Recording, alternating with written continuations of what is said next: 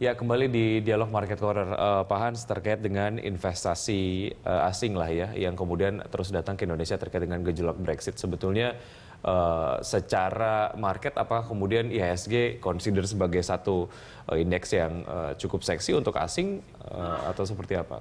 Ya, jadi kalau kita lihat tax amnesty sendiri cukup positif ya. Artinya begitu mulai pemerintah bicara tax amnesty, asing pun mulai positif dengan Indonesia. Kemudian kalau kita lihat setelah Brexit terjadi, resiko global kan meningkat gitu. Perkiraan ekonomi global itu akan turun ya, karena Inggris pasti akan turun, zona euro pun akan turun gitu. Sehingga dana-dana yang ada ini kan bergerak mencari tempat investasi yang positif gitu. Nah, salah satu pilihannya di Indonesia. Apalagi kalau kita lihat di global, kemungkinan setelah Brexit terjadi, seluruh bank sentral akan mempersiapkan kuda-kuda mereka untuk mencari langkah untuk mengantisipasi supaya tidak terjadi resesi global. Nah, salah satu kebijakan yang bisa mereka lakukan adalah menurunkan suku bunga kembali. Sehingga mereka tentu mencari tempat investasi yang cukup positif. Nah, kita adalah tempat investasi yang cukup menarik ya. Kalau kita lihat surat berharga kita di Sun, itu kan yield-nya masih di 7-8%-an. Artinya sangat positif sekali. Yang kedua, tren rupiah kita cukup menguat ya dibandingkan tahun lalu, sehingga investasi yang masuk ke Indonesia tentu lebih menguntungkan. Ya, walaupun tren suku bunga di Indonesia kemudian sedang turun juga, namun jika dibandingkan dengan suku bunga di negara lain, ini kemudian lebih menarik gitu ya.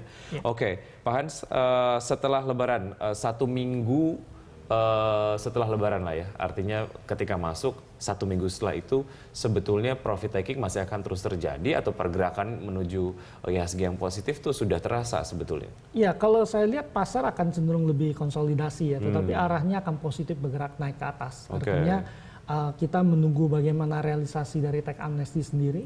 Saya pikir perbankan masih akan cukup positif ya, dan properti, dua sektor ini, karena kelihatan dana-dana itu akan langsung berimbas pada mereka. Kalau properti kan ketahuan bahwa sudah perlambatan dari awal tahun sampai sekarang.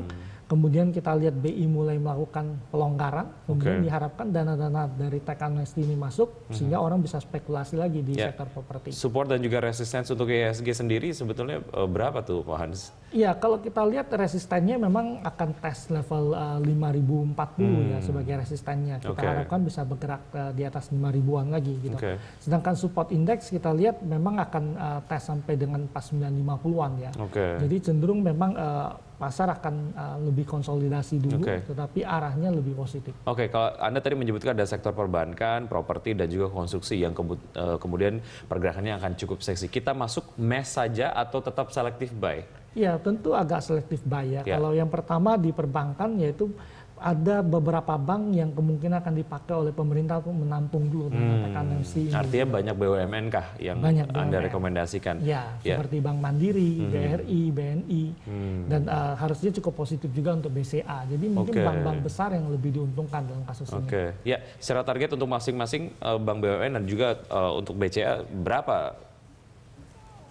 Iya, memang kalau kita lihat setiap itu kan agak beda-beda ya. Jadi kita harus lihat satu persatu ya. Tetapi kalau kita lihat seperti Bank Mandiri sendiri, pergerakannya sampai saat ini kan harganya ada di 9.000-an ya. Kita pikir bahwa harusnya dia bisa bergerak sampai 10.500-an ya untuk Bank Mandiri sendiri. Di akhir tahun?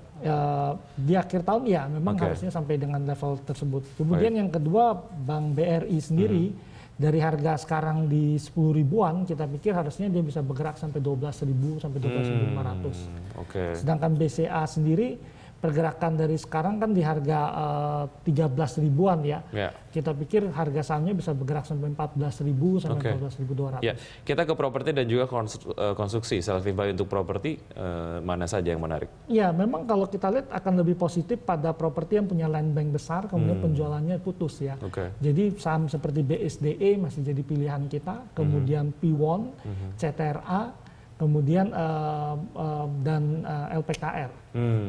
Untuk konstruksi, Pak Hans? Konstruksi tetap yang besar-besar ya dari pemerintah ya, karena diharapkan dana masuk dari tax amnesty, pemerintah terima pajak gitu, sehingga pemotongan anggaran kan tidak terjadi di sana, sehingga positif untuk saham-saham di konstruksi gitu.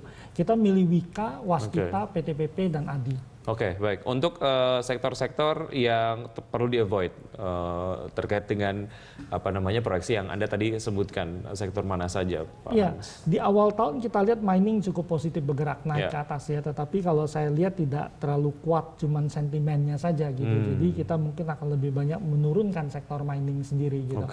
Nah, yang terjadi adalah Brexit itu menyebabkan perkiraan global ekonomi melambat. Sehingga perlambatan global ekonomi berpeluang menyebabkan harga komoditas agak stuck pergerakannya.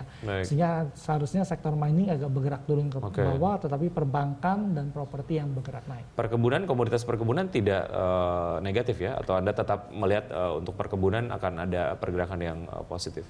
Ya, kalau kita lihat perkebunan ini agak stuck ya pergerakannya ya. Kalau beberapa hal yang cukup penting adalah adanya El Nino dan El Nina yang terjadi, ini berpeluang masih mengangkat harga CPO di dunia gitu. Tetapi di sisi lain, dan ada festive season juga ya di sini dan juga di luar negeri gitu ya. Iya, tapi memang sekarang kan musim mulai panen musimnya. Tetapi saya bicara dengan teman-teman yang ada di industri di sana, kelihatan bahwa tandan buah segarnya produksinya turun. Sehingga kalau itu yang terjadi, kemungkinan harga internasional akan bergerak naik. Sekedar tips lah ya, secara keseluruhan apa yang bisa dilakukan oleh investor, Pak Hans, terkait beberapa sentimen dan proyeksi tadi? Ya, kalau kita lihat dana asing cukup positif dengan Indonesia ya. Jadi investor dalam negeri harusnya positif juga terhadap pasar saham Indonesia. Jadi lebih bagus kalau ada pelemahan akumulasi beli di saham dan kita bisa hold 1-2 tahun ke depan. Baik, Pak Hans, terima kasih atas analisa Anda pagi hari ini. Saya untuk Anda. Sampai jumpa.